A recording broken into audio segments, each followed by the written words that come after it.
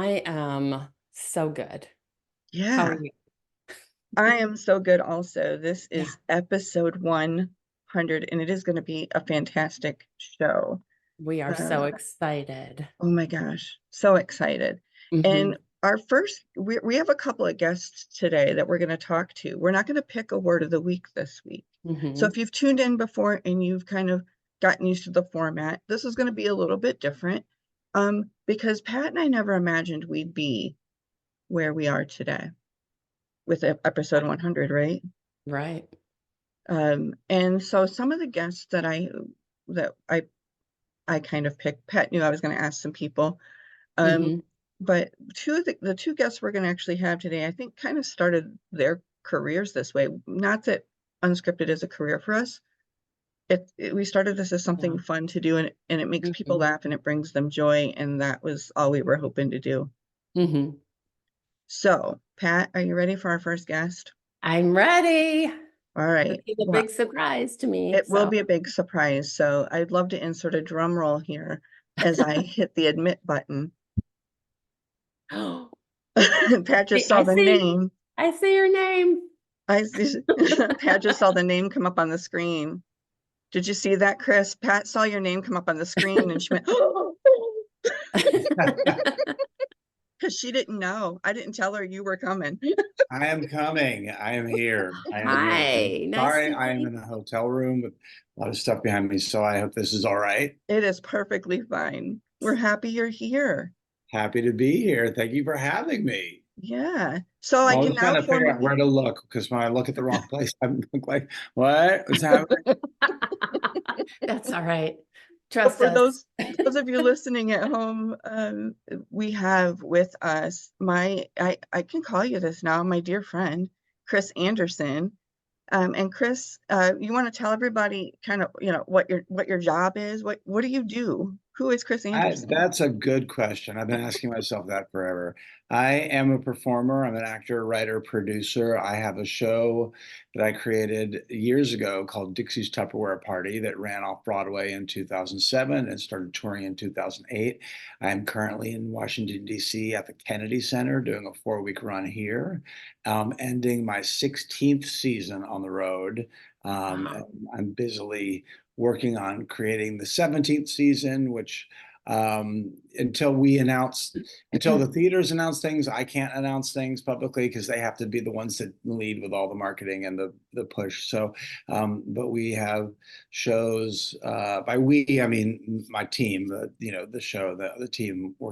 We have shows through. It looks like August of 2025, being planned and booked and worked That's on. So. Wow, that's amazing. awesome. That's So amazing. So you've been doing Dixie's Tupperware for 16 years, 16 Well, shows. I've actually been doing, so I started doing regular Tupperware parties in people's living rooms, which is what led to that ended up, I became the top selling Tupperware rep in the country, Yeah. which is baffling to me that that still is a thing. Like, Yeah. 'cause that was never a goal of Just mine. that is like, Well, Right? I was like, I want to make some extra money because I'm an actor that goes with, every actor's work is an ebb and flow. So you work a lot, then you don't work at all. And so during one of those periods when I wasn't working as much, a friend of mine had a Tupperware party, convinced me to sell, and said, you'd be great doing a character. You'd be great at this. This is so right up your alley. So I started selling, and within a couple of years became the top seller. And then another friend of mine who's director in New York said, this is a show. You got to put this together as a show. So that's what happened. Worked on that, took it to a small theater festival in New York. That got a lot of attention, which then transferred it to an off-Broadway run. And so I've been doing Tupperware parties and I've been involved with Tupperware for 22 years. And then the first iteration of the show happened in 2004. So wow, 20 years 20 now, it'll be years. 20 years in August that some form of the show has yeah, been out there. That's amazing. it Did, is. did you ever think 20 some years ago, like you said, like just being the top Tupperware salesperson in the country is one thing, but like, did you ever envision like where you'd be right now? I had no idea this was going to be my path. I mean, I Yeah. knew I always knew I would be an actor. That's what I studied in college. That's what I've been doing all my life. But I never thought it would take this form. I never thought I would be doing a solo show that I also wrote and produced. I never thought I'd be standing at the stage at the Kennedy Center. Yeah. So there are all these interesting milestones that that have come. You never know. So there's great times and there are bad times with it, and so everything, nothing is always a, a ray of sunshine and a bowl of Yeah. cherries all the time. Right. There's a lot of work involved. There's a lot of continuing work involved that never really gets easier. The easy part is going on the stage and doing the show. That's the fun part. But it's Mhm. all the logistics and the mechanics throughout the day, booking the tour, knocking on doors, trying to run this whole thing and keep it running, which is that's the tough part. That's the job. Yeah. But I can't imagine what else I would be doing if I wasn't Right. doing this or something like this. Yeah. Mhm. And one of the things Pat and I talked about, as you know, that this show, having been a guest on this show before, but without Pat, that that it's unscripted, right? We usually pick a word of the week, but when Pat and I started thinking about the 100th episode, Kris, I said, we started this thing quite by accident. Mhm. I know I told you a little bit of the history that we were talking on one of our walks in the park one day, and I said, why aren't we recording these conversations? Because I think Mhm. people could get something out of it. It would motivate them or empower them because they were always great talks. Somebody, one of us or both of us, always got something out of it. And Mhm. so when we started thinking about episode 100 and what we wanted to do, we said, I don't know. I don't know because I didn't know I'd be Whoa. here. That's We what's didn't incredible know. about it. It's taking a lot of, the best laid plans don't, they, if you don't take action on things, people can talk and pontificate and plan and until you take action and actually make something real. Mhm. There are so many people that do that, and it's unfortunate because not only does that person not get served by not taking action, but the world doesn't benefit by what they're creating. And my hope is to inspire people all the time to take action. I know you do the same. And but that's what's really great. You're able to stand here today and say we have 100. This is now the 100th episode. And Yeah. there's so many people who start things like podcasts or put anything out there that Yeah. Mhm. start. People say, "Oh, I have an idea," and then never take action. I have a great idea. I have something that's going to be something amazing in this world, and they never take that first step. They get Yeah. intimidated by the amount of work. They stop themselves from ever doing something that benefits everybody around them. Yeah. Well said. And isn't Yeah. that energy? I mean, our thoughts are energy, right? And we put our thoughts into motion, that's action, that's doing. And Pat, I want you to speak on this because really it was Pat that kind of in a way kind of pushed this to happen. I don't know if she knows that she was really the motivating factor behind, because I'm the one that said, like, why I don't we do guess a not. podcast? Um, but when we used to take those walks in the park, um, right, it was just two friends. Right. And it just kind of reminds me a little bit of, I don't know, we talked about this one time. I think it was actually maybe on last week's podcast about um, Jerry Seinfeld just being in the car and talking to other Yeah. comedians.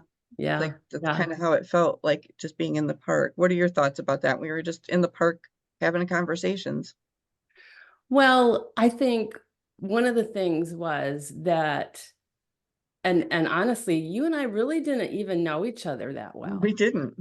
And we kind of, it was kind of that fast friends is how Yeah. we started, and we lived close by and we started hanging out together. And I think one of the biggest things was we were so open with Yeah. each other. And what happened with the podcast, I think one of the motivating things was that it just made us happy and gave us joy. And I was thinking about it this morning as I'm, anticipating doing this, and how much I look forward to it every Mhm. week. And Because now we're not neighbors. We don't even live in the same Yeah, city anymore. We're an hour right, away from each other. right. And that, you know, that looking forward to it and that joy, it doesn't, I mean, I can't believe we've done 100 of these. It's just flown by because it's so fun. It is. It Yeah. is. And Kris, I wanted to ask you, has there been, trying to think of how to word this. I know I don't have to have a filter, and it's not a filter, it's a matter of coming up with the words that are in my head. But has there been unexpected joy that's come from being Dixie? I don't want to say playing Dixie, because Dixie is you, I feel, and you are Dixie in a lot of ways. First, do you feel that that's true? I guess, is that a fair Yeah, I statement? mean, well, yeah, I think she is the best version of myself because I get to be a little heightened and a little more directed with what I'm saying and what Yeah. I'm doing because I have a 95-minute show that you know, you want to get the beginning, middle, and end and the best pieces all out there in that 95 minutes. So Dixie's the best version of what I can ever become. And I think yeah, I mean, there's been incredible things along the way. And you obviously hear the people talking about if you could look back, would you do it again? And there, there's been so much work and effort and stuff that's gone into it that I think, God, no, it's been hard. But Mhm. that you never look back from where you started. You can only look forward to where you're going if you're truly Yeah. doing life correctly. And that way, you don't see the effort it's going to take. You don't see the hours that you're going to have to put into something.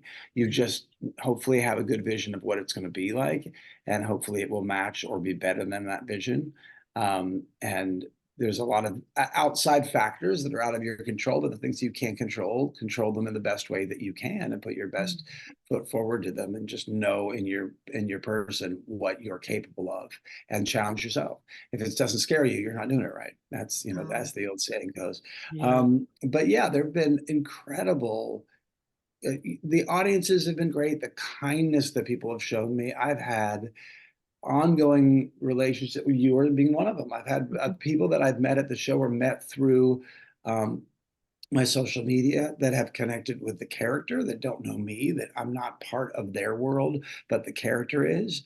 And they want to they want to communicate with her. They want to have conversations with her. And in reality, to me, it's they want that Dixie, I believe, represents the best part of people. She's Mhm. she's damaged and broken in ways that she doesn't recognize and she doesn't feel badly about. She never apologizes for the things that she does wrong because they're human things that she's doing wrong. And she's never doing anything out of malice. Her whole existence is Mhm. about how do you make the world better. But the thing about that is she does it not through do this and it'll be great. It's I've done this many wrong things. And my learning has been from constantly hiccuping in the world. And so it's sort of how everybody really exists. You learn by doing it. So a lot of times that doing is wrong and the results are Mhm. terrible, but it's that learning that takes you to the next level. That's the biggest gift in it. So I've been so grateful to have these ongoing relationships and connections and chats with people who really galvanize to her, but see themselves in that. They see themselves in that part of the character that is resilient, that stiffens their spine when they need to fight, that really has something of value that they need to say and get out to the world, and thinks they're doing it for the right reasons. And it fills me up with the kind of feedback and kindness that I get from people. And at the end of the day, she's all about sharing kindness and hopefully lifting everybody up a little bit. absolutely. And I think that she does that, you know. I don't think I told Kris this part of this story about how I came to know Dixie. So my aunts went to a Dixie Longate Tupperware party, oh, probably 15, 18 years ago or so, right? Oh. In An Cleveland. actual party? Well, yeah, in Cleveland. And Okay. Oh, with so the a show, yeah. show, the show. And so it would have been in Cleveland, and and my loudmouth aunts got pulled up on stage because, you know, they sat in the front row, and they're loud and obnoxious. They know who they are. And so they got pulled up on stage and they came home and they were just talking about how they had such the best time. It was the best show. And I'm like, why didn't I get to go to this show? What was I doing that I didn't get invited? I felt a little jaded, actually. Anyway, so but they just gushed about it, and still all these years later they gush about what a great time they had. And so when my husband Kris and I and my friends went to the first show last year in Akron, they were jealous because they didn't get to go. They didn't get to go and sit in the, sit close to the front and get to hug you and stuff afterwards. So, that's right. Anyway, so was that. But how Kris and I came to know Dixie and follow Dixie on social and stuff after that because of the joy it brought them. And I really wanted to know more about your show. And then I knew that you were going to be in Akron, and we had planned on going last year. And I smarted off in the comments.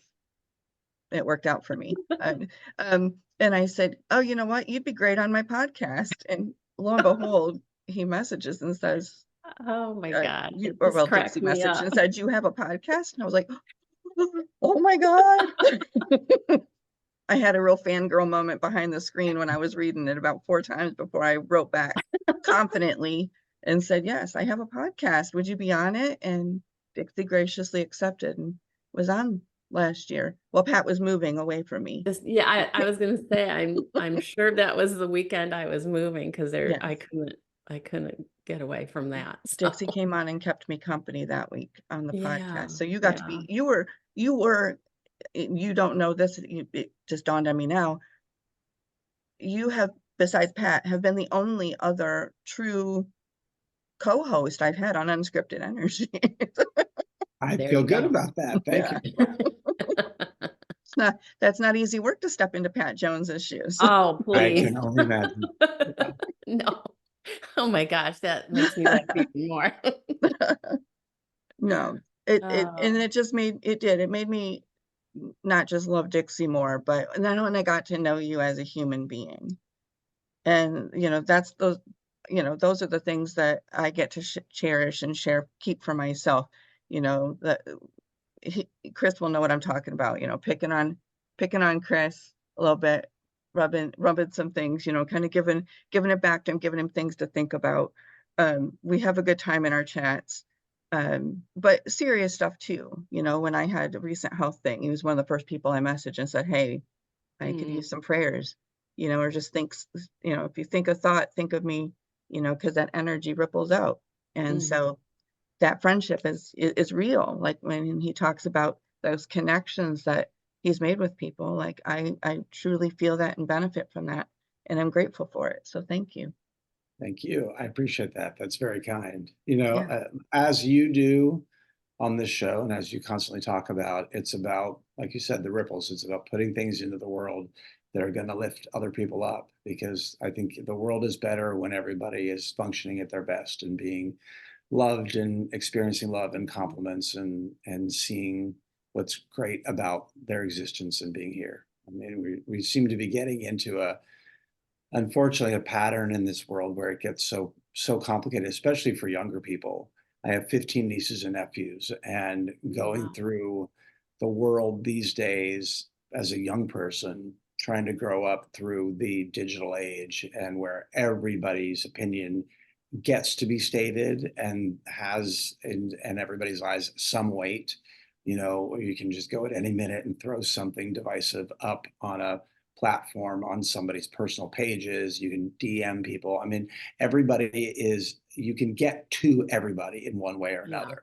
Yeah. And it's a different world. And because there's so little accountability online, people can say the worst things and make people feel so terrible. Yeah. And at my age, I sort of was at the beginning of the technology stuff, because we were just starting to learn computers when I was in school. And then now it's really become, everybody, you have the world that can make you better, or the world that can insult you and kill you in your hand, in your pocket at all times. So, I've always operated with the saying that a rising tide lifts all boats. So if we can try to do things that put benefit out there to the world, it's only going to help you as well. Absolutely agree with that. raising that your level of vibration, you know, that rising tide. You know, so many times where I've had, I don't know, controversy kind of come to my front door because of what I do for a living. Um, you know, I'm only afforded two options, right? I'm only afforded two, or three, I guess, if I could say nothing. Um, and that is to, you know, respond, not respond, and how I respond is going to reflect, you know, me as a person, right? And that's how we show up for people. And when those things have happened, and Pat knows this happened recently, Mhm. all I could do in that moment, well, first was not respond, because not responding, let's face it, is a response, Right. right? Mhm. The option to say no and to not get caught up in other people's misery is a response. But when you are kind of put in a situation, when you have a podcast, and when you I don't claim to be the face of wellness in my community, but people know who I am. You know, I kind of felt like I needed to speak because people are expecting this voice of reason and this kindness and love to shine the light on, you know, we're not evil, bad people. I just happen to be a hypnotist that helps people Right. live their lives and be better, as it Yeah. shows right up there. Um, Like the sign I says. mean, it's like the sign says, it's everywhere. Um, that's all I'm trying to do out here. And so, you know, but I think people were surprised, you know, that I, not surprised that I came out and said it with kindness, but defend, I didn't defend what I do, right? I was only kind and said, you know what, everybody is entitled to believe what they want to believe and to love how they want to love. And isn't that all we're trying to work for? So Yeah. why are we getting up mad because somebody doesn't like what we do? That's okay. They don't have to come to us. They don't have to like us. Yeah. And we can still live and move on and do the things we do and help people. Isn't that great? Right. Now let's move forward. Right. And we have, and we healed. I feel like not because of what I said, but because um, you know, largely everybody was already doing that. I'm not going to change my stripes because somebody doesn't like me. All I'm going to do is continue to rise and to treat people good, especially the people that don't like me. And I think Mhm. that's a big message, is that often we get caught up in like that hate, right? That stuff in our phone. We get caught up and we feel like, oh, I want to be a keyboard warrior too. I want to put them in their place. I've got a good comeback. You don't have to. Right. That's a Mhm. choice. That's a Yeah. choice. Because guess what 100%. happens, right? You get caught up in it and then, oh, they commented. And now I got to come back with another comeback. And it just keeps going and you're just building misery. Right. And there's far too much of it already that's out of our control. And if we can control one thing, and that's to bring more joy into the world, let's do that instead. Right. And the reality is nobody cares about oneself more than oneself, you know. So those little jags that people go off on social media and go, well, I'm going to comment on it. In so much of that, those instances, those are people running away from the betterment of themselves, from what Yeah. they're capable of doing, because they Mhm. feel like, oh, let me put somebody else down. Well, why do you need to put somebody else down? If you're filling your own cup up, then you're not going to have time to go out and put people down. So Right. that to me is a shortcoming personally of somebody. They're taking so much away from their own lives by Yes. dedicating resources and time to denigrating somebody else. To me, I just don't understand that. Why would you want to do that when you Yeah. can spend that same amount of time Right. and energy and resource The and capital energy. doing something and building yourself up, leaving a legacy that's going to better the world and better those around you. And build a bigger ripple, right, Kris? Because when you put that out in the world, and Pat knows this is true too with Qigong, right? When you put that ripple out in the world, Yeah. that joy and that love, that kindness, Mhm. that's the stuff that ripples out, Mhm. right? Yeah. That Yeah. hatred that goes right down into the muck. It doesn't ripple no Right. anywhere. It just It's sucks you right down. that high As or you, low yeah. vibration. Yeah. Yeah. As you know, in the show, in Dixie's Tupperware Party, I have that monologue at the end where I talk about throwing a tire into the lake and watching the ripples bump a duck. And that kind of becomes the No. rallying cry, bumping a duck, where the things you do have an impact on others. So better we should, throw the tire in the lake and bump that duck in the right direction. There's always Yes. always ways to look at I things. love that. How can you make the world better? How can you notice things that you pass by every day? Because there's so much. You can take the same walk 100 times, and if you can complain about things, you can see how bad the world is around you or how uncomfortable a situation is, or you can sit down and walk through that same path and absolutely notice everything around you. And you Yeah. could have walked by it 100 times and never noticed it because you're occupying your mind with so much muck, like you say, instead Mhm. of going, wow, look at where I am. Look at the path I'm walking on that somebody created. Who is that person and what did they put into this? Look at the flowers that are around me, the nature, the people, the dogs, the babies that are in strollers walking by me. Think about that world, think about those people, and they all leave that situation going home to what kind of lives do they have? There's so many things you can notice and think about and be grateful for. And we just don't Absolutely. take the time to do that. Absolutely. What is the saying, Pat, that, where your mind goes, energy flows, right? Yeah. Yeah. Yeah. Where your mind goes, energy flows. 100% And correct. Chris, you're you sound like a Qigong master to me. look at Thank you. that. I'll take that as a compliment. That was a You, compliment, you really do. I mean, right? you're saying exactly what we talk about a lot on this podcast, and how our energy affects others, and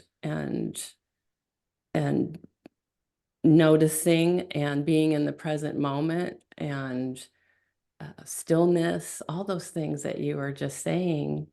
And that's really what most people are seeking. And they just don't know it sometimes. So, Yeah.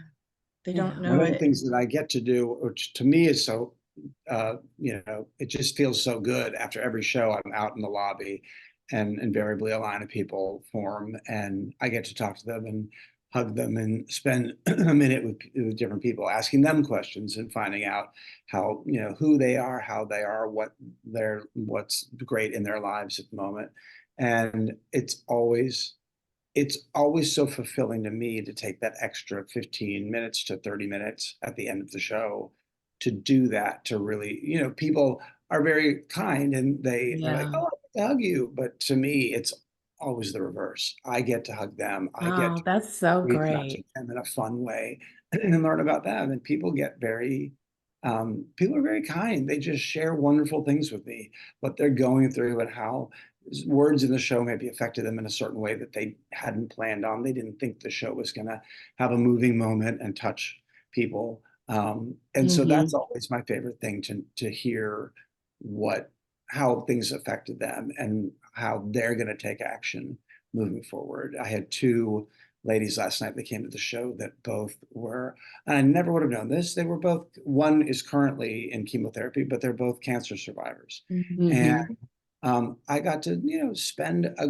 good, about 15 minutes with them, talking to them in two little blocks. I took a picture with them and they came over and we started talking. And then as I was asking them questions, then they started to kind of let their guard down and go, oh, Yeah. this is just a moment to take a picture with you. This is something more.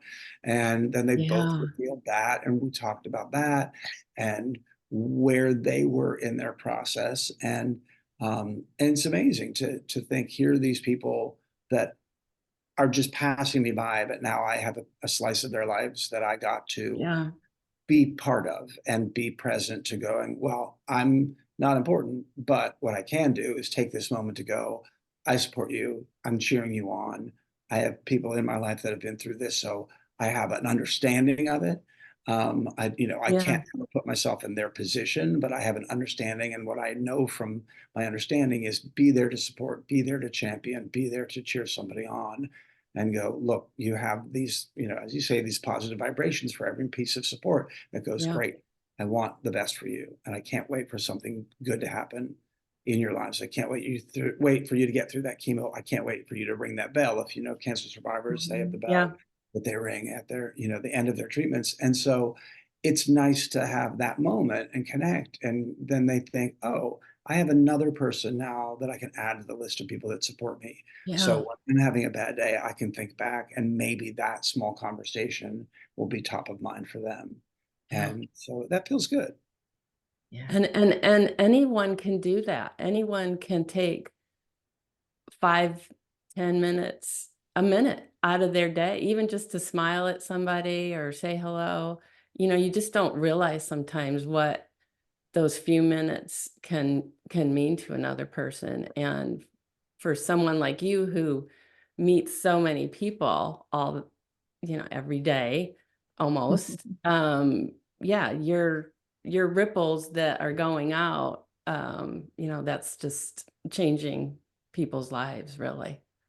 So Yeah. it's just beautiful. That's the hope. Yeah. Little bit Yes. at a time, one person at a time. Yeah. And you're Yeah. doing it. And you're doing it. And Yeah. I'm so grateful that I've benefited from it. And now we have to get Pat out to a show next year. I was just thinking, I You think, come oh my back to gosh, Ohio. I wanna go. I wanna go Yeah, when you're we're in gonna get you Ohio. out there next year. Yeah, that would be really Or even fun. maybe later this year, if we get, one within one that we can drive to. I am working on coming back. Hopefully to Akron. There is a plan in place right now to come back to Pittsburgh with one of my other shows called Never Wear a Tube Top while riding a mechanical bull and 16 other things I learned while I was drinking this Thursday. I hadn't Um, seen this one yet. Yes. Very fun show. It So sounds like it. hopefully if that, I mean, Akron is not all that far a pitch from Pittsburgh. So hopefully that'll Yeah. work. Yeah. Maybe we could work that out. That would be fun. I would love to come see that show. And speaking of your shows, so you're at Kennedy Center right now. Kennedy Center right now through June 2nd. I have a couple more shows this season. So we wrap the season up in July and mid-July in Orange County, the Segerstrom Center. That is the hardest. Segerstrom It's a Center lot. is yeah, it's just one of those things that too many S's and weird things all in a row. Segerstrom Center in Orange County, California. So we were there July 10th through 14th. We're doing 5 shows, and that is the end of the season. And then I have a minute off that I'm working on actually another project. And then after that, we open stuff back up in September. Probably, I think, yeah, September or late September, early October in Pittsburgh is what it's looking like. Okay. Awesome. Awesome. And so if people want to go see Dixie Longate's shows, where can they find those tickets? If you go to dixielongate.com, just as it sounds, DIXIELONGATE.com, that's the website. There's the tour link, and you can click on that and see all the ticket and showtime information where I'm going to be and which show I'm doing, because I have 3 different shows in rotation right now: Dixie's Tupperware Party, Never Wear a Tube Top while riding a mechanical bull, and one called Cherry Bombs and Bottle Rockets, which is a show I wrote during COVID as things were starting to open up. And it's about, now that we've gone through this, who can we be? What do we have the opportunity to be? Are we going to be a cherry bomb or a bottle rocket? That's the reference in the show. The cherry bomb is the thing that, makes a big noise, but doesn't really do anything other than that. Or the bottle rocket is the thing that flies up in the air and lights a path for people to see. So it's about what you choose to do in this day and age of post-COVID. So much has been changed in people's psyche. So many Yeah. people have gone. I mean, we went through the whole quiet quitting movement, and so many people just leaving jobs, switching to other jobs. People trying to figure out, do I want to just work full time and feel like I'm doing nothing of value except putting money in somebody else's pocket, or do I want to do something where I get the biggest value for my life, the short life we're so lucky to be able to have. So it's been interesting watching all these different versions of people coming to terms with the years that COVID happened and when things were shut down and how people kind of grapple with that. It's now manifested itself in so many different ways, and we're seeing some of the positive, and we're seeing some of the negative. But I wanted to turn that into a show, and so it's Dixie's life and backstory in Mobile, Alabama, and kind of a little bit about her friends in her neighborhood and who she is and what the backstory that has made her who she is. And then telling a story about her childhood and her best friend in childhood. And that's where the cherry bomb and bottle rocket reference comes from. And then how that grows throughout the Wow. show to become a rallying cry at the end to go, hey, who are you going to be? The choice is up to you. You get to make the choice. Don't let the choice be made for you. So I have a couple of, I'm in the works of putting that, I've been on the road with that since 2022. I have a couple more shows coming up, and we have shows not on the website yet I'm about to announce, but we have 2 shows coming up in Galveston, Texas on the July 4th weekend. Nice. So if you are in the Galveston or Houston area and want to see that show, I'm going to be doing it in that area. So it's fun. It's a lot to keep in my mind because I have 3 different shows. Woo! So far, knock on wood, I haven't said the wrong lines in the wrong show. But that could happen. Wow. Dixie, I would imagine, has different outfits for different shows, so that might probably keep you in line to know That who helps you a are. little bit. Yeah, what I'm wearing change. Oh, this is the show I'm doing now. I have said the wrong thing in promotion, though. I have been on TV promoting one show and said the wrong title, and that was not good. But we kind of joked about it at the time. I'm like, oh God, yeah, I have too much going on in my mind. But that's the fun of life, right? It means I'm trying to do something. That's right. You're doing something. It might not be that show, but you're going to be there doing something. I'll be on the stage if you come. Who knows what'll come out of my mouth, but hopefully. Right. Kind of like our tagline, right? You never know what we're going to say. It's just kind of until we say it. Yeah. Yep. That's absolutely true. Well, it is always a pleasure to see you and to speak with you. And I'm so glad that I got to surprise Pat and bring you on happy today. to meet you. Yeah. Thank you for having me. Are you kidding me? Like you said, we've forged a fun friendship through this whole thing, and it's been great to be on both as Dixie and now as Kris, to be able to get the vibrations from you ladies, and also to help hopefully put a little bit of positivity out to your audience. I have to tell you, I've had like tears in my eyes, pretty much little tears in the corners of my eyes, pretty much the whole time. So you're very kind. That means you brought her quite a bit of joy in this segment, and myself as well. And the reason I wanted you on as Kris is because, I wanted you to know that I appreciate you both. I appreciate Dixie, but I also appreciate you, my friend. Thank you. Thank you very much. Likewise. Thank you for being so wonderful and supportive and being so kind and coming to the show and laughing. I will show you something that's very funny because so in my hotel room, there's this weird thing behind me. And I saw that. I wondered what is that? What it is. This is for all the people listening. You're missing out. This is actually part of. This is Dixie's wig. I had to redo. I re-rolled it last night, so it goes underneath this big bag when I have to dry. That is too funny.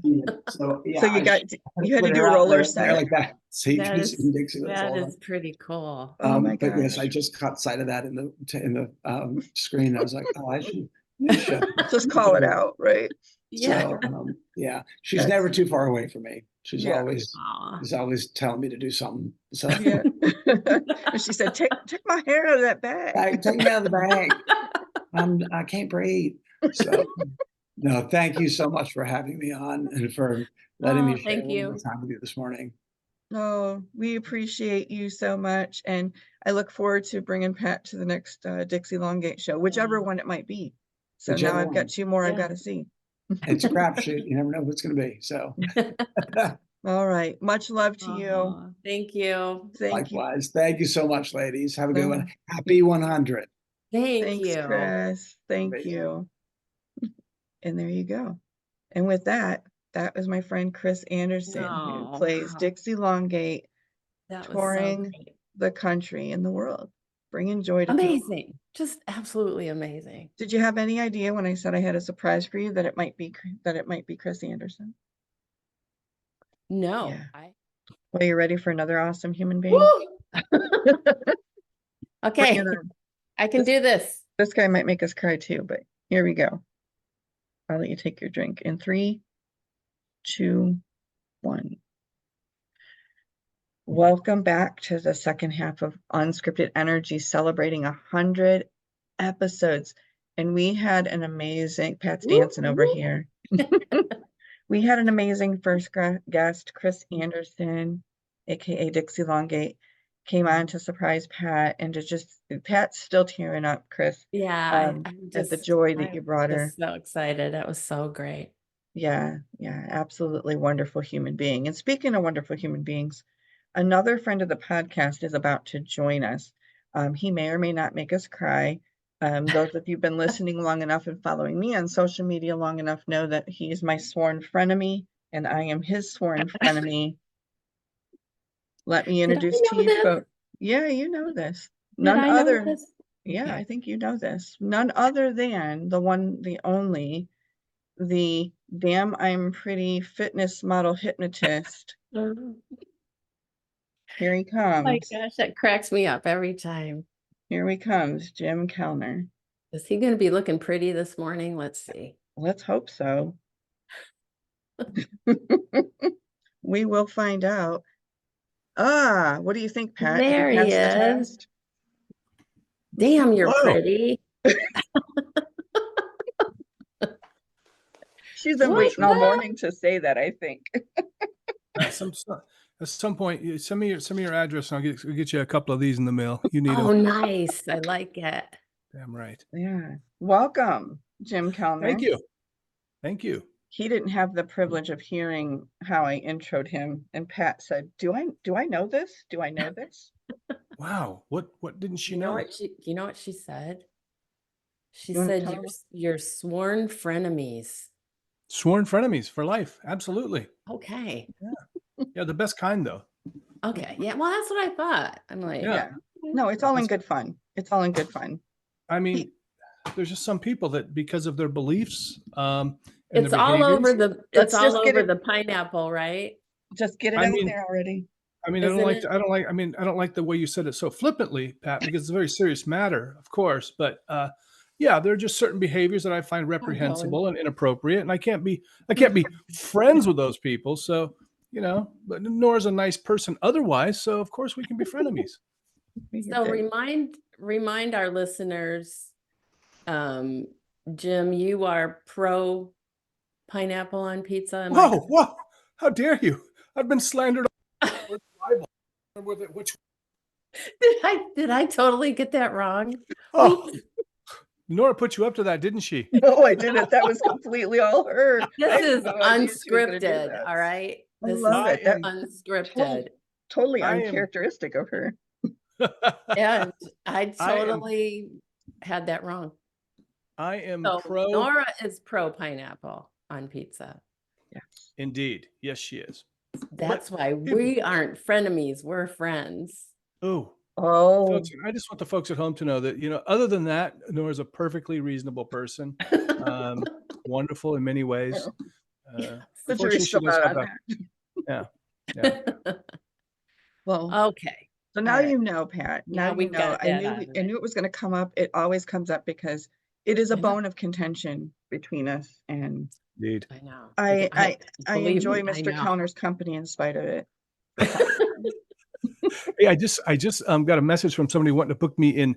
I think it's near Toronto, Canada, which is in that area. I think it was Ottawa or something, is where Oh. pineapple pizza was apparently invented. So I hope to visit Really? the place and put some kind of a hex on it. That's You know, talk some sense into those people. Is that what you're going to do? Exactly. that could Maybe be right. I should come with you on your tour so that we can debate these hypnotist to hypnotist. Yeah, exactly. Yeah, I think the good people of Toronto or Ottawa or anywhere that Jim Kellner's speaking his buffoonery on pizza and pineapple, we should have this conversation. I love that word. That could go in the bowl. How do you Buffoonery. spell Buffoonery. buffoonery? I'll send it to you later. Buffoonery. Buffoonery. What a great word. Yeah, it Indeed. is a great word. Love that. So we had decided, well, it was kind of decided by us and for us early this morning that we weren't going to pick a word of the week this week, Jim, because originally when we set out to do what we're doing, it was just kind of talks in the park. We would walk and talk. And I said, Pat, why aren't we recording this? And so we had a guest on earlier today that made Pat cry. Oh, wow. Just a little. Tears of joy. Like- Tears wow. of joy. Oh, Yeah. tears of joy. That's good. Yeah, tears of joy. And I said, well, I know you enjoy the next guest, because she actually hadn't met the previous guest. This previous person is the only person of distinction who has actually truly kind of co-hosted with me, because we had one episode last year where Pat couldn't be there. And Yeah. I had Dixie Longate from Dixie's Tupperware Party, Broadway show person, come on. And so Kris, who plays Dixie, came on and surprised Pat, because they had never actually met. And it was wonderful. Awesome. So it's our first guest. And I said, well, the only other one, I got Jim Kellner now. So I don't know how we're going to follow this. No, Pat and I enjoy your times on the podcast as well. And we couldn't think of a better person other than Dixie Longate. I had to, Wow. he knows Other I than. love him. No, you know I love you. She's a little we fired couldn't- up this morning, isn't she? A Yeah. little bit. Mhm. No, I could have said, we asked several people, and you were the two that responded. Oh, only ones that were available, right? Everybody else was Everybody busy else was working. busy. Wasn't Hey. Jim our first guest we Jim- ever had? Jim was the first guest of Unscripted Energy. Yeah. That's why he's here. There First you one. go. First one who wasn't working. First one. I got plenty of time, Nora. When do you need me? Anytime.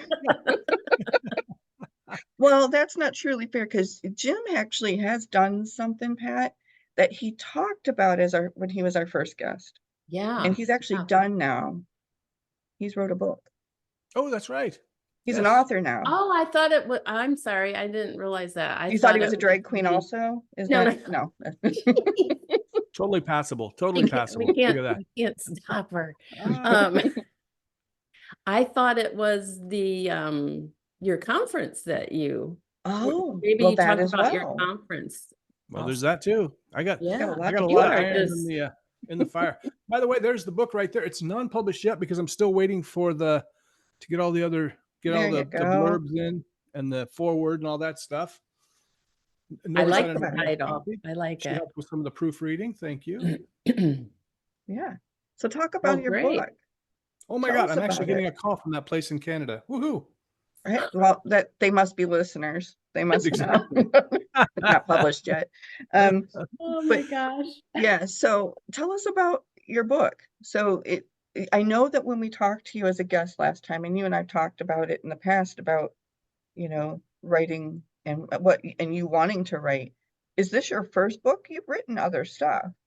Well, there was another book that me and a friend wrote. He was an entrepreneur, not a hypnotist. We wrote that, I want to say about 8 years ago, 6 or 8 years ago, and we rushed to release it because we wanted to put it in people's hands and everything, and it was just awful. There were errors on the first page, so we didn't have it edited. We both read it, and I mean, if you've read any of my Facebook posts, you know that probably English seems like my second or third language, but I actually used to. In fact, it's so funny. I can remember back when my mom would ask me about how to spell things or how to punctuate things, and I'm like, when I'm like 11 or 12 years old, and now I'm going, oh man, how does that work?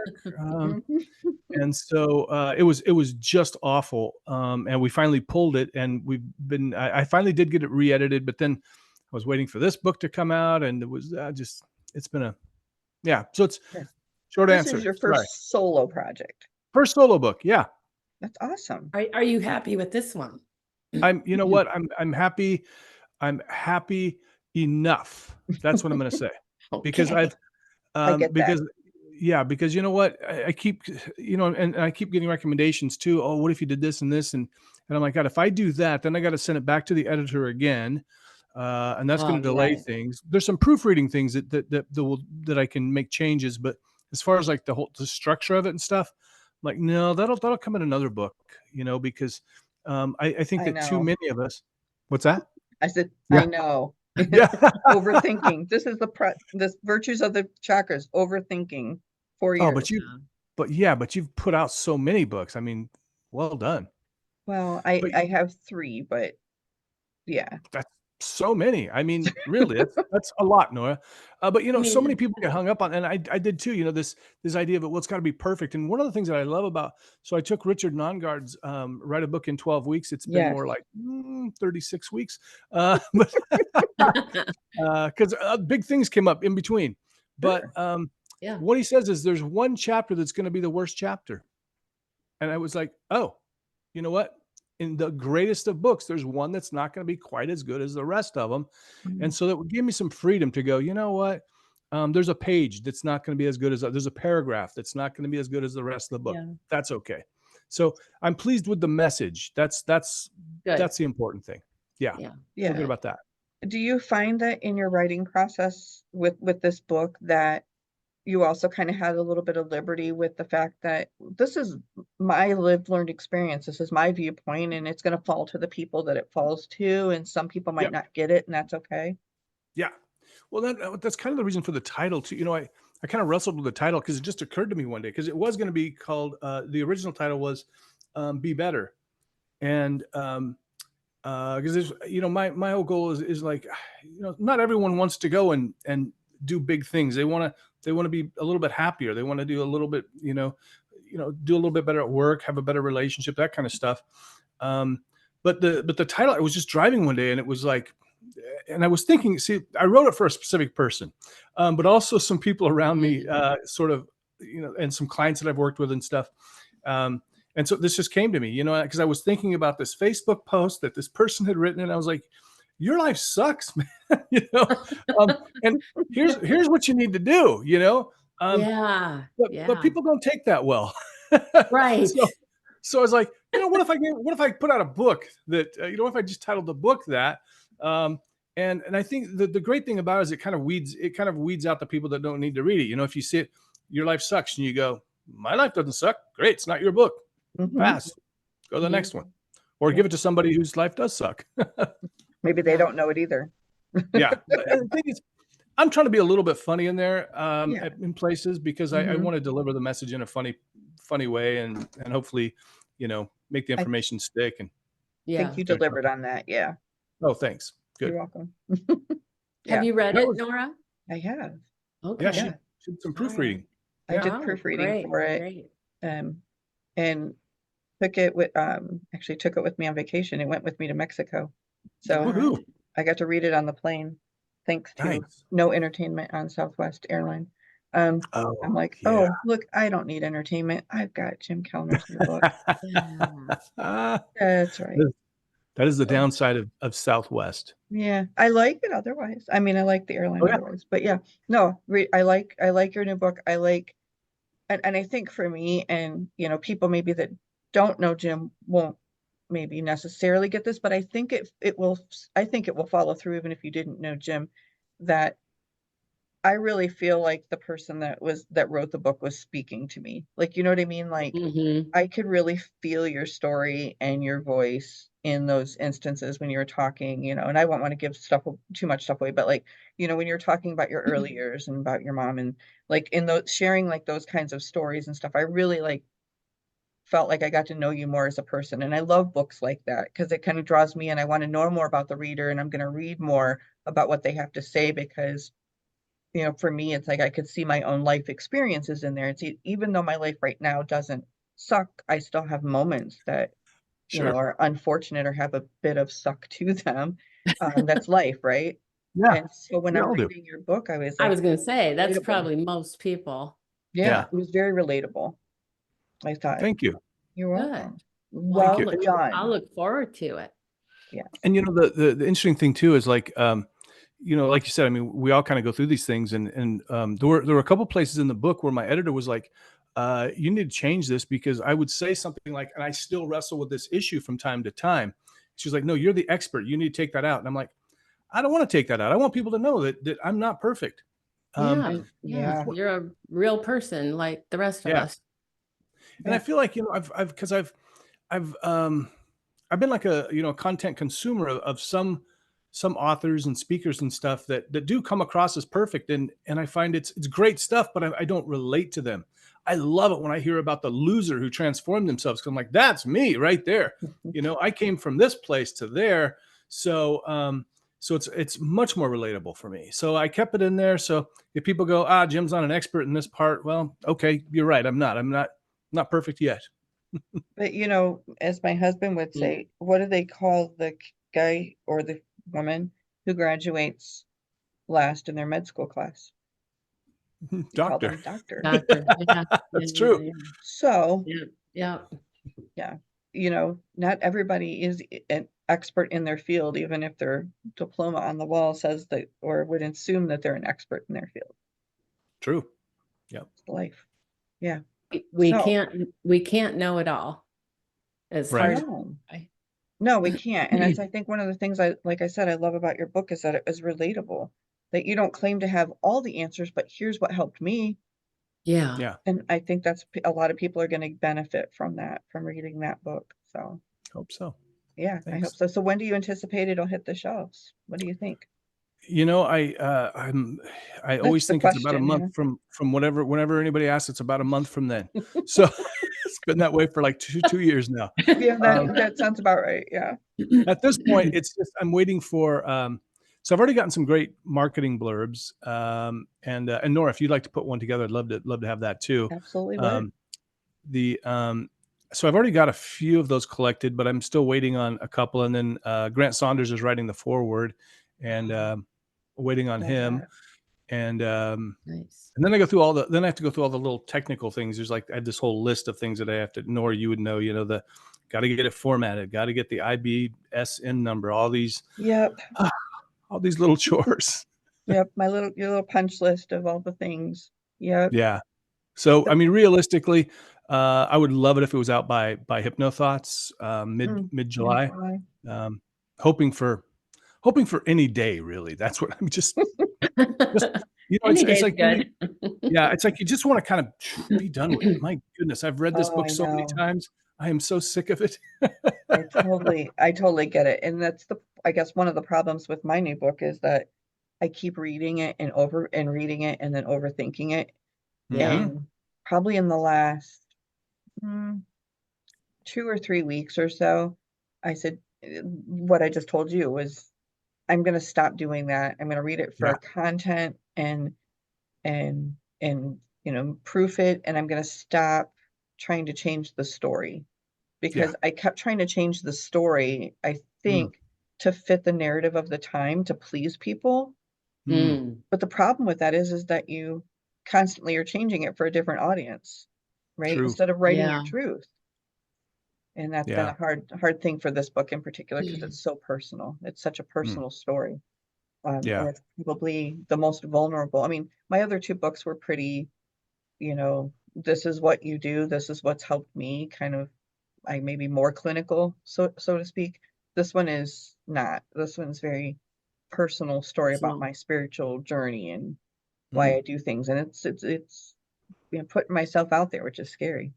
Can you imagine how many people out there that have tried to do what you two are talking about and quit and Oh, yeah.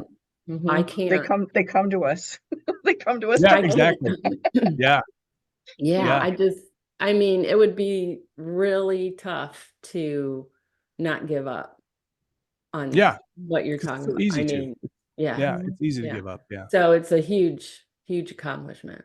Huge. I think so. Even though there's, because sometimes I'm like, oh man, everybody's publishing a book now, but that's not true. There's more people than ever that are doing it. But so it still is like a big accomplishment. And Absolutely. and I got to tell you, Nora, for as far as like the rereading and stuff, I got to tell you, there were times when I read stuff over and I said, boy, I'm revealing too much here. I don't want to reveal that much. And then I would be like, no, that's the whole point here is I want to be vulnerable. I want to show people that they can do it too. If they're struggling with that. So, and then you just, every time you read it, you're like, oh, I should change this. I should, Yeah. and it's like, I know I have one part. So hard.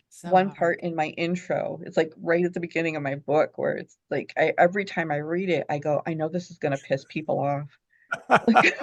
And then my husband, my voice of reason, goes, that's exactly why you should keep it in. Yeah. Because it might tick some people off, but it also might make them think thoughts that they positive in a different way that they hadn't thought about before. And if it doesn't change their mind, that maybe you're not setting out to do that. Maybe it'll just allow them a little bit of a sense of inclusion, because often judgment isn't really for the sake of putting a label on somebody. I find that judgment is often more about not reaching far enough to accept and understand other people.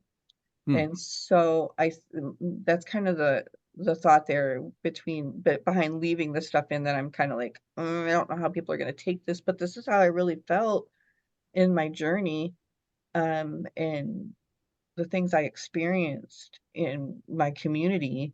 And yeah, so when I read it back, I go, you know what, maybe it will help people to see that, you don't have to like these things or subscribe to the ideas or make them yours, but maybe you can just, either just come to the middle of and find indifference and just be like, okay, so I don't have to give any energy to this group of people. Or it might open up the idea that, maybe I can understand where that person's coming from. I still don't have to buy in, but I don't also have to judge them or label, hatred or judgment or whatever it might be on them. So I know when you talk about, like, when you go back and you were reading and, maybe I should take this out. Yeah, I've wrestled with that too, but ultimately we're telling our stories. Like, we want people, the reason that I'm writing mine, and the reason it sounds like you wrote yours, is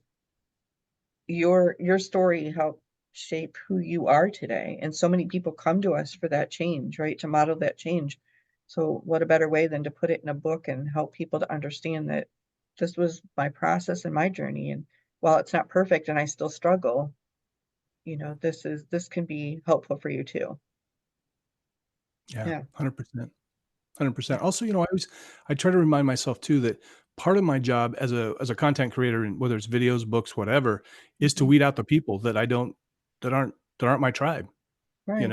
Yeah. because those people, they're not helping the journey at all, right? They're not, Mhm. I don't expect them to. They're not the ones that are, liking your posts. They're not the ones that are buying your books or, watching your videos. And it's, it's better just to get them out of the way so that you can narrow your message to those people that really resonate with you.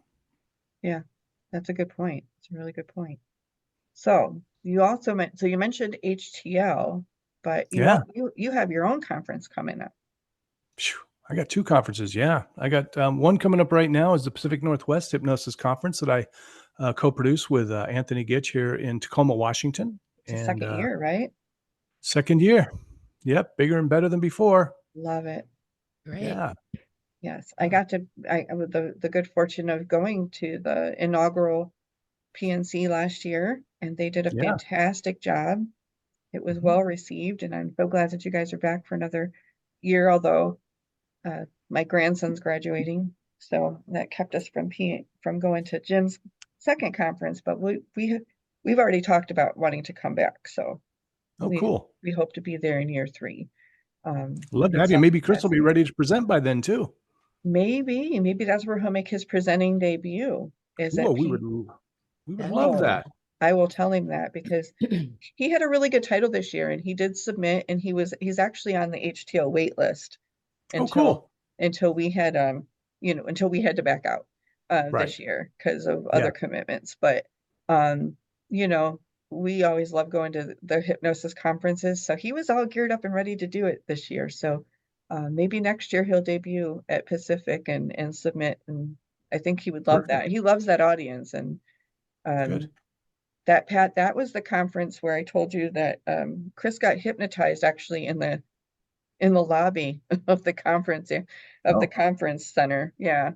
Oh, Um, I don't remember that. yeah, he has On tremors. purpose or? Yes. Another fellow hypnotist that Jim and I know, yeah, on purpose. He was sitting in a corner, and all of a sudden he was He like, wasn't boink. just walking by and right. somebody. It happens sometimes. No, it was on purpose. A hypnotist that I had followed, I'd followed his work for years. I had the pleasure of getting to meet because of Jim's conference. In Mhm. person. I walked in to check into the hotel, and they were standing there chatting, and I'm like, oh my gosh, you have no idea how much you helped me. And so, Nice. yeah, it was great. And so Carl Smith and Kris have become buddies now. Awesome. Yeah. And Carl hypnotized Kris. Kris was born with a tremor. And so they got to talking about it over drinks one night, and Carl said, come out to the lobby on my break at this time walk across the street and meet me in the lobby and I'll hypnotize you and we'll work it out. And so they did. And Nice. yeah, so that was that. And the tremors have been, they're far and few between now. So they're not a constant thing, which Great. is to speak Love that. to test to Carl's ability. We'll give him that. Yeah, Yeah. absolutely. Yeah. So good stuff. And always comes out of the conferences. And I've said it before, and Jim, you can talk about this too if you'd like, that well, so much happens, right? You guys do a bang up job, and all the conferences do, about finding presenters that are quality. They're going to bring the content that people want to come and learn, right? That's the whole idea. They want to come and learn from. And I think Pacific Northwest Conference does that. Even in the inaugural event, it was such a good group of presenters from all over the world that Yeah. came to support you. And so that should, I guess, right there speak to yours and Anthony's character. The people came from all over the world, literally, to come and support their inaugural conference. But that being said, there's a lot that can be learned in the hall, right? Oh, definitely. The Definitely. hallways are such a big classroom. Yeah. What's some of what's one of your most memorable things that you've gotten in some of those passing conversations? Before we do that, I want to check and see if it's okay. I'd like to get some photos or little short video clips, if that's all right, for promotion. Absolutely. Of course Awesome. you can. Just want to Yeah. make sure. I mean, I'm okay with it. I shouldn't speak for bad. Okay, of course. I can't remember specifically things that I've learned, but I will tell you that the connections I make and the friendships that I make and reinforce honestly have become more important to me than anything that I've learned in any conference. I mean, I have, in the beginning I was going because I wanted to learn stuff, and I think that's valuable, but I've found that I've kind of cut back on the classes that I go to. I'm really kind of selective about which ones I go to. I don't just go to everything. Right. And I'm really spending more time hanging out in the hallways, having coffee with people. It's such a human connection is really, I have had so many opportunities just because of the people that I've met and have become friends with, I mean, from Anthony Gitch, we both, one of us reached out. We both remember it differently. He thinks he reached out to me. I think I reached out to him first. We both live in the same area and said, hey, we don't know each other. Let's have coffee. We're both hypnotists. Grant Saunders, I do the Performing Hypnosis Summit with. We've been friends for a long time, and we've worked together on a lot of things. So you cannot dismiss and this is the big thing you're missing if you're not going to conferences and stuff, is that connection. Now, if you can't make it, then of course, you can set up meetups in your area, or you can go to the online forums. I mean, you can even do in the Facebook groups. I mean, there's a lot of groups that aren't so friendly, but make those connections, because man, they're just invaluable, really. And also, I mean, not just the opportunities, but you also make friends, which is nice too. So I don't want it to seem like it's just and I give opportunities too.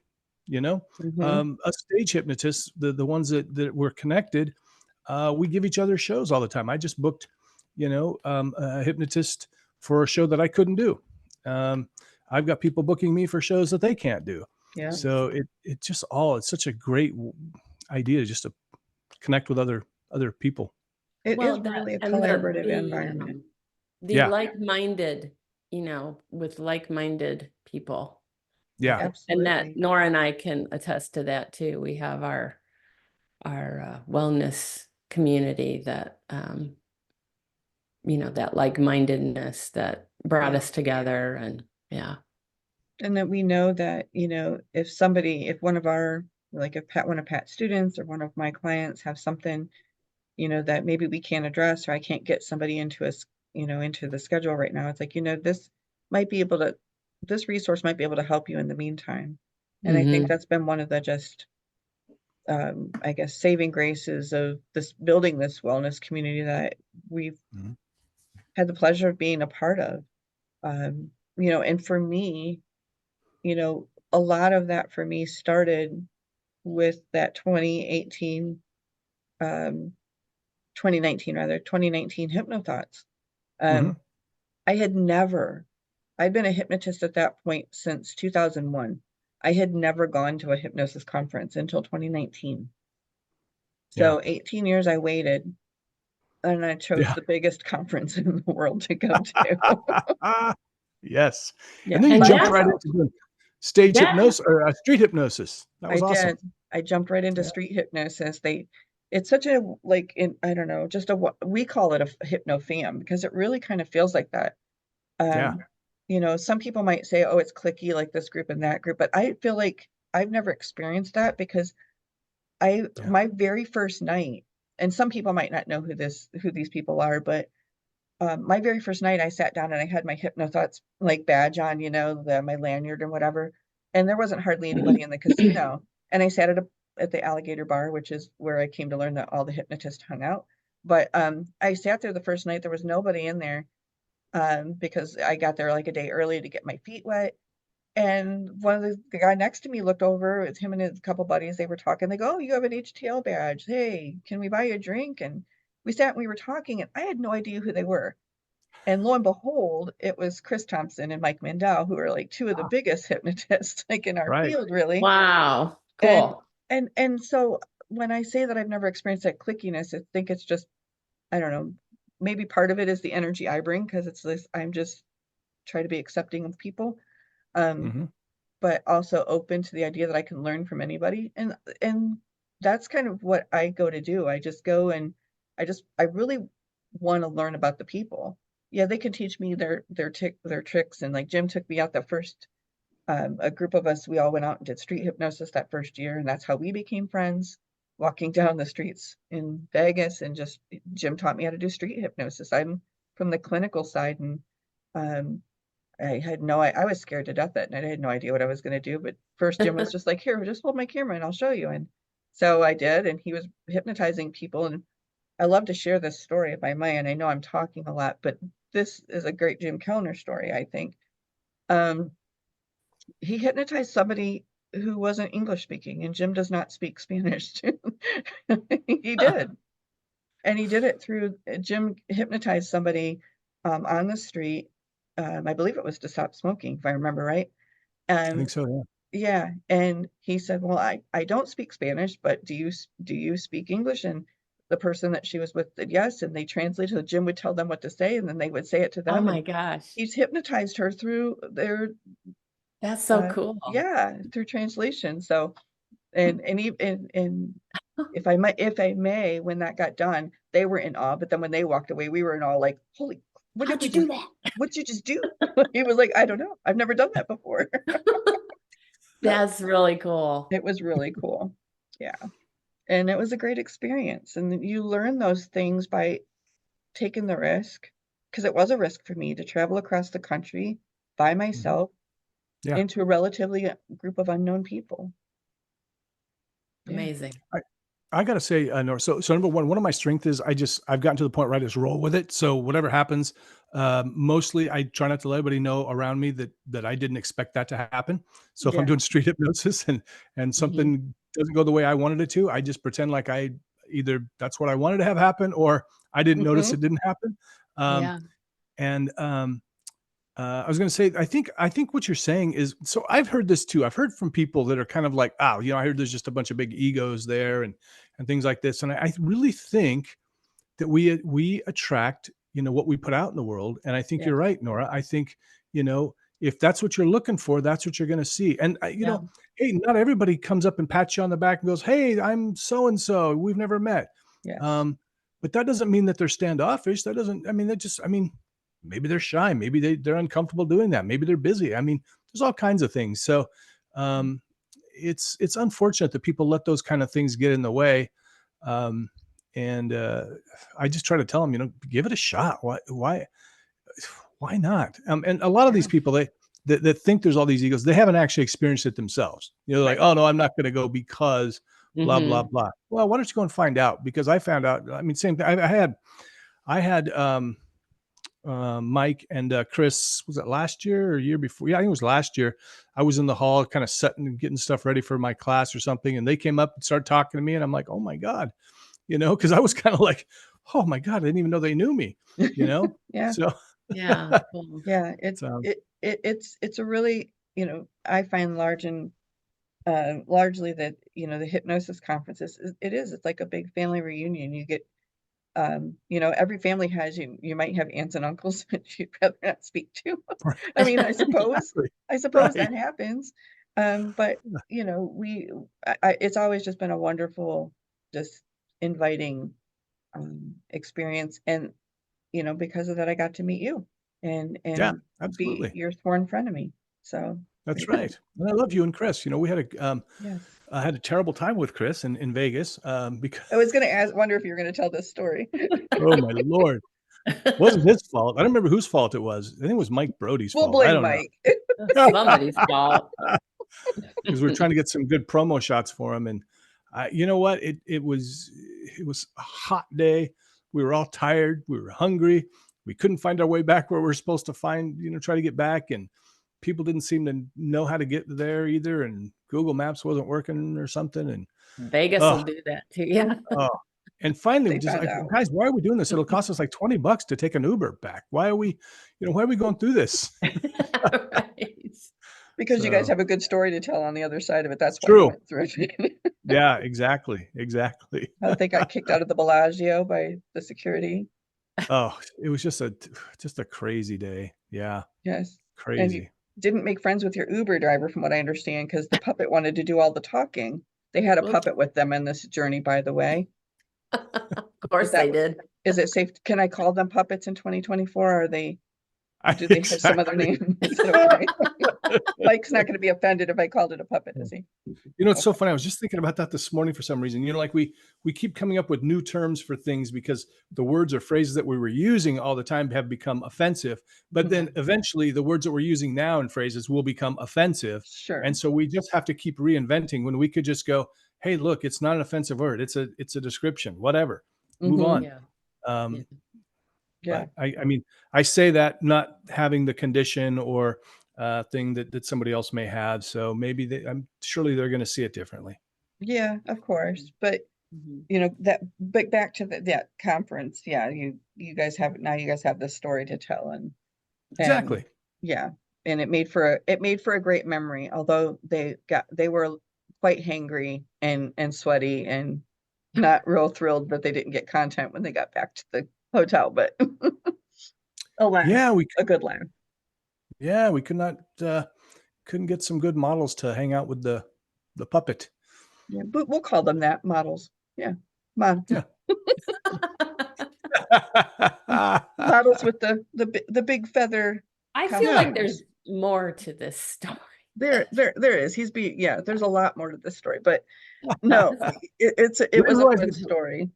I guess there's a lot more. There's a lot more of those models out at night, apparently. Apparently so. They went out at like 3:00 in the afternoon or something. Yeah. At least my husband stayed for my talk. I mean, he was so excited to go with them that I was literally shaking hands after my presentation in the hallway, and he was like, "Can I go? Can I go?" And I'm like, "You don't need to ask my permission. Like, who are you going with?" And he was like, "With Jim, Nick, and Grant." And I'm like, "Okay." Okay, what are their phone numbers? What are their parents' names? I'm like, "Go ahead." And I looked at Grant and I said, "You're in charge." He goes like, "Why am I in charge of him?" I'm like, "Because you're the Brit. I don't know. I'm guess you know better. Just bring him back alive. That's all I ask." So, yeah, good times. And I'm sad that I'm not going to be there with you guys this year, but we'll be at a hypnosis conference soon in 2025. That's the plan. Great.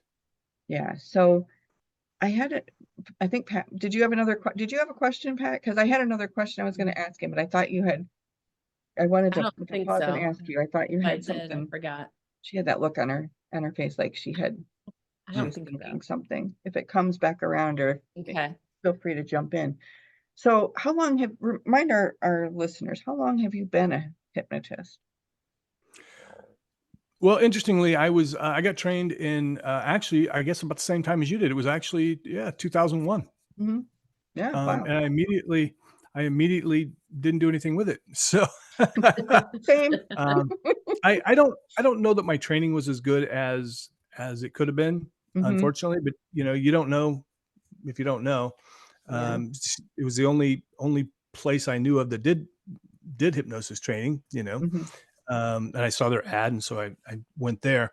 I probably should have checked around or something, but I had some misconceptions about hypnosis, and so what I learned and then what I tried was not in alignment with what with what I have come to realize. One of those things was that you might need multiple sessions instead of it was very much like here's a session, and I don't really remember, and it's possible that I missed some stuff too, but so I was on this idea that even in class, like somebody hypnotized me to quit smoking because I was a smoker at the time. And for some reason, I thought that should stop me from being a hypnotist, but it turns out there's a lot of hypnotists that smoke, oddly. Interesting. It is interesting, and so I had a lot of issues that weren't being worked out with hypnosis. And so I started kind of going, oh, maybe this is just BS. And then I started trying again because but then you have to open an office and all these things. And so that kind of kept me from doing it. And I didn't try hard enough. There's all kinds of solutions for that I could have done that wouldn't have broke the bank. So actually starting to do it, I believe, I want to say it was 2010 when I started doing hypnosis officially in the clinic. So however long ago that's been, about 14 years. Yeah. Shows for 12. So you started as clinical and then you moved into stage, right? Yep. So how long have you been a stage hypnotist now? 12 years. November will be 12 years. And you remember your first show? Oh, so much. Yeah. Yeah. It was you say that like, did it incredible. suck really bad or like what happened? No, you know what? It was, there were really a lot good? of mistakes. I was self-taught. I was still, there was the big crash. There was the big problem back in like 2008 or something, or 2010, whatever. Anyway, I was still trying to recover from that. And, I was doing clinical stuff. And then my buddy who actually owned a comedy club said, hey, you want to do a comedy hypnosis show? And because we'd been friends as actors and comedians, and then he opened up a club, and I was like, yes. And I said, let's set it for 6 months from now so I can figure out how to do it. And so it was, I was terrified, even though I used all the hypnosis. I used NLP techniques. I was just terrified. And I'd been an actor for 20 years at that time and been a comic, still scared. Will they get hypnotized? All these things. But then walking off stage, I can still remember that feeling of just feeling like, I can't believe this worked. Number one. Wow, cool. And number two, and that's how all stage hypnotists are. They it's kind of like, because when you're watching, you're like, I don't know, those people just faking, or is this really working? Worked perfectly. And then also just feeling like, kind of like a god, like, oh my God, I'm the puppet master. Even though we know this isn't true, but I made those people do these things. Yeah. And it was the best feeling in the world. But interestingly, so I'd been going through, so when I started working the clinic, I started making pretty good money, but it was hard to catch up because I'd gotten laid off.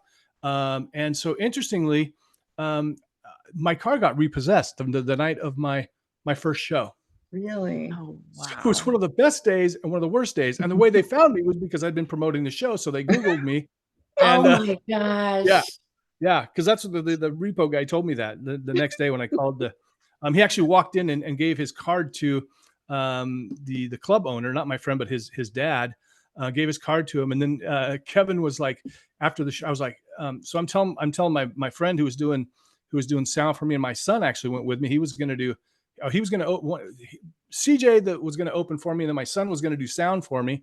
And I told him, guys, I don't know if the car got stolen, repossessed, whatever. So I called a friend, and she was able to pick us up after the show. And then after the show, I'm talking to Kevin, and I go, dude, I don't know what happened. My car got stolen or something. And he goes, oh, here, I didn't want to give you this before the show, but the guy came in and he gave me this card. And so I'm totally embarrassed now. The club owner knows my car got repossessed. And it was so funny because it was like such a great day and such an awful day. So, Wow. And you were going through all of that, and you got asked that question. And what I find just profound is that you could have been like, man, this is like, you could have gotten in a cycle of, life's not going really good right now. I don't know if I should take this chance. Maybe I should get a serious job or whatever, right? There could have been other things you did, but you chose to go, yes, I'm going to take that. Yes, I'll come do Yeah. that. Give me 6 months to prepare though. And they Mhm. Yeah. did because you Yeah. made that ask. Yeah. It's a sickness, really, I think. Yeah. I mean, really, I mean, I remember the first time I heard the word entrepreneur and in a science class, and it was something else I was thinking about today. And I was just like, for some reason, the science class, the teacher said something, entrepreneur. It was this fancy French word I'd never heard before, because entrepreneurship was not that big of a Yeah. thing back, Not a you thing. know, Yeah. Yeah. in the last century. Um, For real. In your former I life. remember thinking, he was like, that's somebody who works for themselves. And I was like, oh, that's what I want to do. And I've spent, and there have been times, believe me, that I've really thought, man, I really wish I just would have stayed with that sales job or done this thing went back to school and done this and that. Because, it'd be nice to have a paid vacation, it'd be nice to have, you know, some employer paying for healthcare, that kind of stuff. Mhm. But it really is like, in fact, at this point, I mean, it's just hard for me to even imagine like somebody telling me what to do, like, you Yeah. know, I was just in a coffee shop the other day, and they were talking about how the employees, they're on their phones too much and this kind of stuff, and they're doing this and that. And I'm like, somebody, telling me to not use my Yeah. phone, or, Yeah. you can't, you're supposed to use the bathroom on your break and those kind of things. And it just makes me sick. But again, and I tell people, I remember this comic, Brett Hamill, one time told a joke, and he was like, hey, I know there's a lot of new comics out here, a lot of new, people at this open mic that want to do this. I got to tell you, if you can do anything else, do that. If you can do anything else, do that, because being in entertainment, it's hard. It's It's really really hard. hard. Yeah. Yeah. Any kind of entrepreneurship, it's hard, people. And I think it's worth it, but it is so hard, because there are days you wake up and go, oh my God. I mean, I'm sure you've had this too, Nora, probably, Pat, Mhm. man, I just want to go get a real job. Yeah. I want somebody to just give me that regular paycheck, because Mhm. right now I'll make a ton of money in a week. And then maybe I don't get paid again for 4 weeks, 6 weeks. Who knows? Who knows what's going to come in? Yeah. Yeah. Yeah. So And It's a whole different thing. my husband reminds me when I get like that, you do have a real job. And I'm yeah, like, good point. yeah.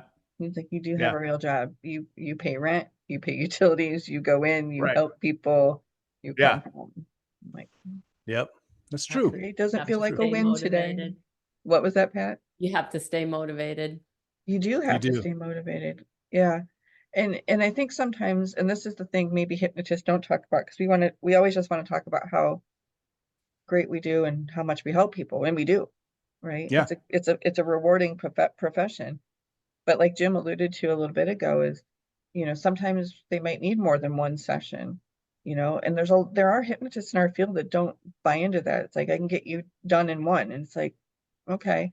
And I'll tell people when they call, like, I'm not a magic pill, I can't yeah, wave a wand and make everything, fantastic. But what I can do is facilitate a process that can help you to, get started with this change that you want to have happen. And that speech kind of sounds different depending on who I'm talking to and what we're dealing with. But ultimately, sometimes I'll do 2 or 3 sessions, and guess what? They haven't given me all the information. I don't have all the pieces to the puzzle, and I can't help them and can't figure out why. And it took me a lot of happens. years to figure that out. I must not have all the pieces to this puzzle. Yeah. There might be things that's going on that they're just not comfortable sharing yet. Because they don't, and it hasn't happened often, but occasionally when I get somebody who has had to, somebody who's not set up with me for a long-term kind of goal, because I do have some of those clients. Um, but if, they're with me 2 or 3 sessions, and, they're like, I don't know what's happening. I feel like, something's worse. And then we have this conversation and I'm still not it's not meshing. It took Yeah, me a long time to go, maybe it's not you. It's not that I had to do all that self-talk for myself for a long time, that, remind myself I am a competent hypnotist. I am properly trained, I've gone through years and years of training and continuing education. And I have to yeah, give myself that pep talk still sometimes, because sometimes it's the client, and sometimes you don't have all the answers, and sometimes you're not the person that has the tool that they need, Yeah. but you planted a seed maybe and did what you could do. Those are the tough days. Those are the tough days when you feel like, God, I failed them. No, Yeah. it took me a long time to realize I didn't fail them. I did some really good work in here. Yeah. And don't know why they're not where they want to be right now. Sometimes they're just going to need something different. I mean, not hypnosis isn't everybody's thing. I mean, it's not going to be the thing. Maybe they need some counseling a little bit. Maybe they need some coaching. Maybe they need medical care. I mean, there's just so many things. But I get that because especially as hypnotists, and maybe there's we give hypnosis all this this power. It's so powerful, but it has limitations. And maybe I'm not doing things exactly right for them. And like you said, maybe there's not enough client buy-in. There's still, like I was working with a smoker the other day, and he was talking about, he goes, I don't get it. He goes, there was no, I don't really feel like anything happened, but when I go for reach for those cigars, I kind of follow your suggestions, and I go, maybe I'll go and go for a walk first instead, or something like that, but not everybody listens to that little voice, right? Some of them go, no, I'm gonna have that cigarette. And I remember work, because I have a lifetime guarantee when I do a smoking thing. So I do like the 3 sessions, and then if you ever start back, I had this woman. I mean, it took 6 sessions, and at some point I'd say, at some point you've got to make a decision here. Happy to keep working with you. That's what's necessary. You're going to have to put in a little bit of work too. You can't just expect the hypnosis to do everything. For some, as you know, Nora, some clients, it's like a lightning bolt. They just, after first session, they never smoke again. Some of them, it's not like that. But I wanted to mention something else real quick. I don't know if you get these messages, but I get messages all the time, or people talk to me at conferences and stuff, and they say, I took this hypnosis course, and the whole premise is that, you only need 1 session to help somebody, whatever it is, quit smoking, this or that. But it's not working. So, what do you think I'm doing wrong? Maybe and so my first thought is, why aren't you going to the person who you gave money to?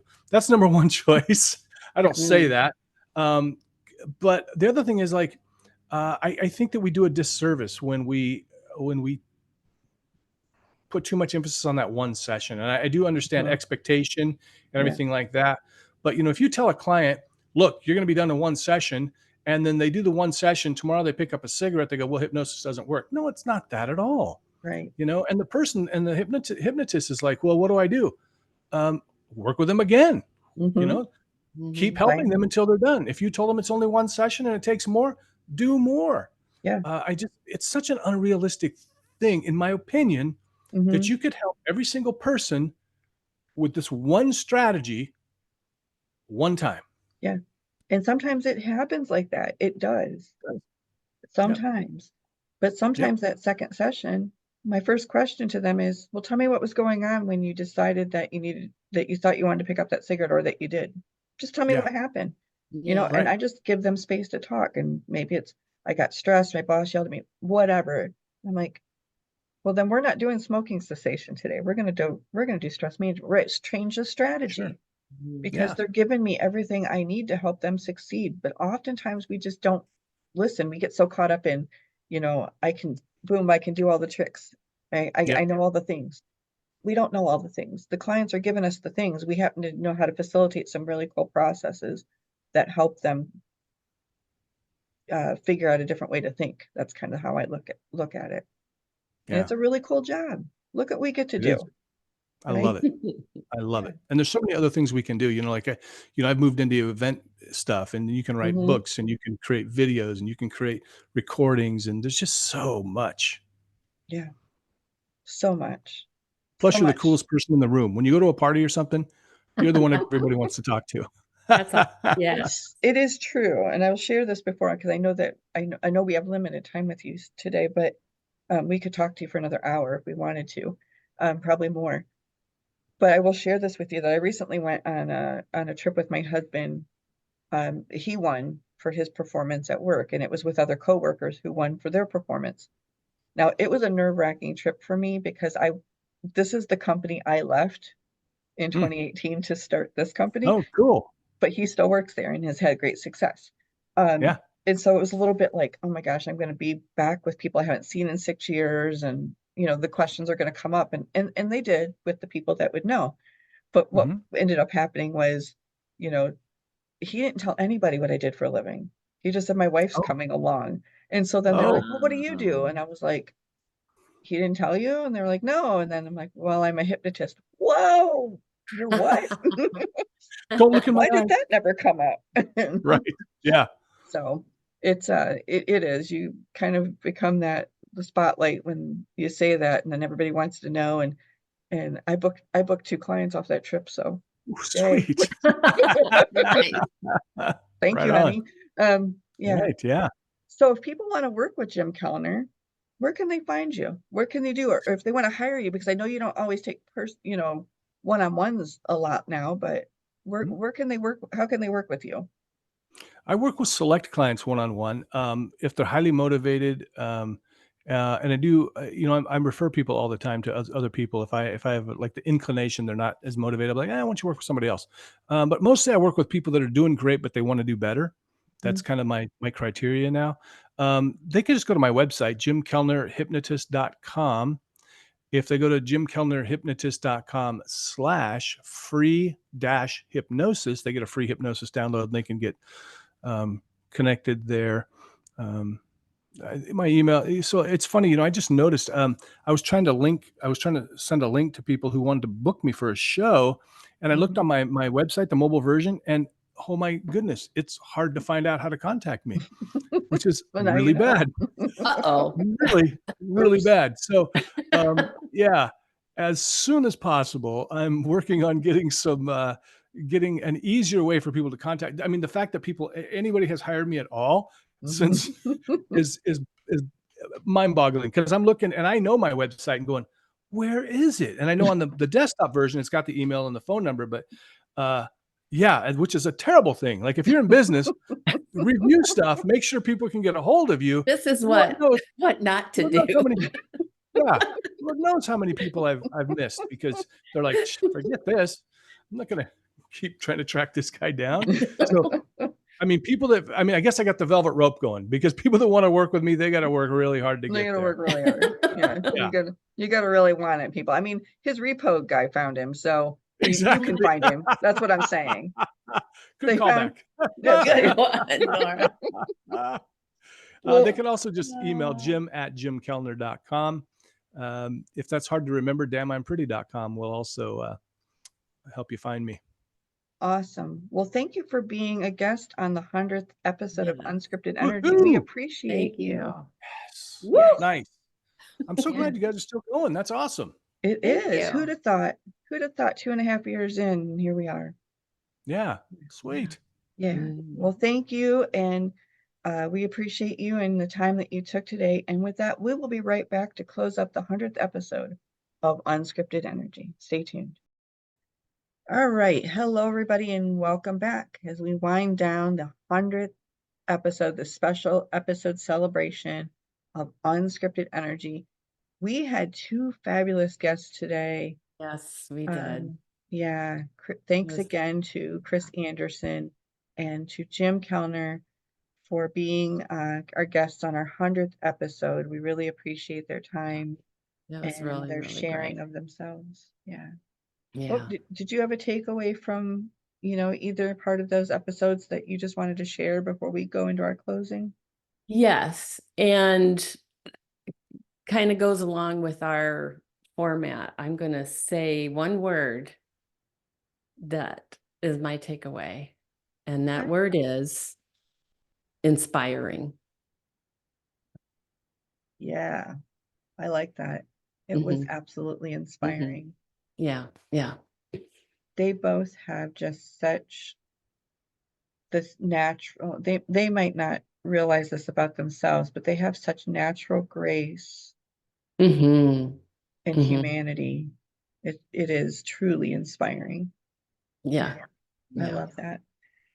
Well, as we close out today, we said we weren't going to do our natural our format, right? We wanted to Hmm. keep this light and flowy, but Pat and I kind of feel like in true unscripted energy celebration, we need to leave you with an ending closing meditation like we do every day, every week when we when we end our podcast. So I'm going to turn it over to Pat, and we're going to tag team on something special for you that we don't know what we're going to do, just like any other week. So Pat, take it away.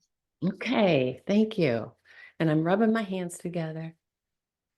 And if you are in a place and space where you can take a moment and drop in and close your eyes if you wish, you can do this with your eyes open. That's cool.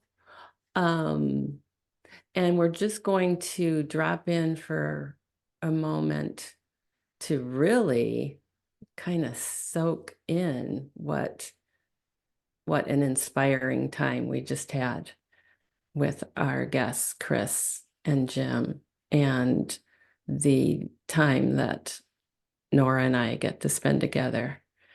And what I'm feeling also, besides being very inspired, is an amazing feeling of gratitude for the time that we've spent together over the past 2.5 years.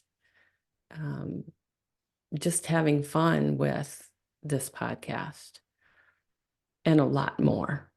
So I have my hands in front of my heart, palms together, and just open your hands a little bit, like an inch between your fingers. So the heel of your hands are together and your hands are just a little open in front of the heart, and just sense and feel gratitude. And maybe it's gratitude for how you felt after listening to this podcast. Maybe it's a person or a group of people, or something that's going on in your life, whatever it is.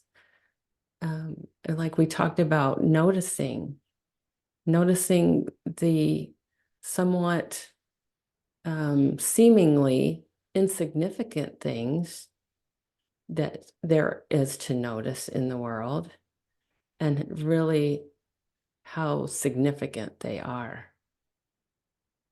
And you might notice how that feeling of gratitude in and around and through your heart and your heart space that goes out in the field that surrounds you, and how your hands might be opening and blossoming like a flower blooming in the sun.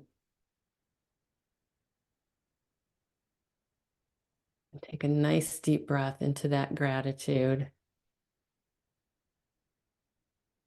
and really feel it, because that's where that peace resides, is in that feeling of gratitude and joy.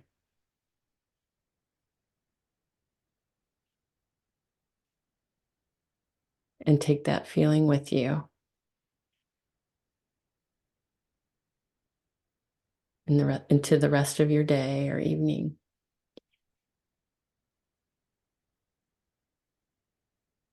As that feeling continues to flow and grow within you, feel that radiating outward and upward. Feel that energy kind of wrapping you in this gentle hug. Feel that energy wrapping around you as if you had a friend that was just standing behind you and giving you a gentle squeeze.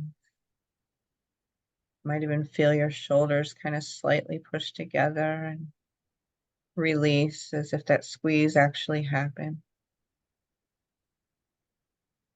I think that's what we try to do every week with this podcast, is just bring you a gentle, loving hug to inspire you, to bring you joy, to bring you the truth, bring you authenticity or whatever it is you need in that moment. Just let that energy radiate around you. Imagine what that feels like what a hug feels like when someone who really cares that you know has your best interest at heart gives you that squeeze and pulls you in, and all the problems melt away when that release happens. You feel lighter because you feel cared for, because you are allowed to let go of some of the heaviness and allowed to embrace some of the lightness. Just give yourself permission to carry this feeling with you, like Pat said, through the day, through the weekend, onto the next week. Take a big deep breath into your whole self and feel how much lighter you feel as you exhale. And surrender to the beautiful energy around you. Namaste. Namaste. Thank you for joining us for 100 episodes of Unscripted Energy. Yay. We couldn't do it without you. Well, I mean, we could. If nobody was listening, we wouldn't know. We would still show up and do We it. would still do it. Yeah, that's the truth. For sure. But we know that you're listening, and we love the feedback that we get, and we're glad that it touches you and that you enjoy it as much as we do. So Yes. signing off in the 100th episode of Unscripted Energy, I'm Nora Noble. Be well, stay safe. Peace. That's a wrap. There.